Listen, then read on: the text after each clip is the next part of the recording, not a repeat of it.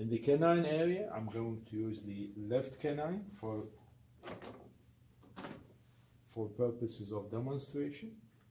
And again, the canine is the tooth in question, so it should be the tooth that is located or used as our reference or center. And then see, this is the canine inside.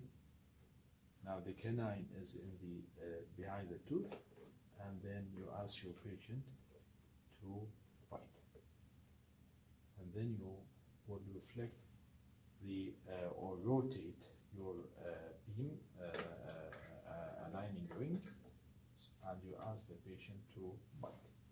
Next, you will bring your X-ray and direct it or align it with the ring when the problem or the X-ray is taken. Of course, you better ask your patient not to move, and always keep watching your patient during the exposure. Anything might happen, so don't even if it is for the shortest time, please make sure that your patient is always being washed during the exposure. After you're done with the exposure, you just reverse what you have done. You take your X-ray away, and then you're going to just remove this so that you will not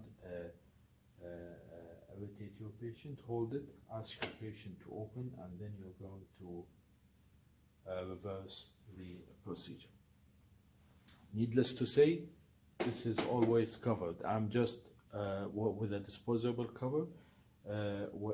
I'm just because we're doing on a mannequin, I'm just overlooking the infection control barriers, but all these should be covered with barriers. This sterile, you're wearing your gloves, the lead apron is placed in place, and the rest of the ideal things that should be done during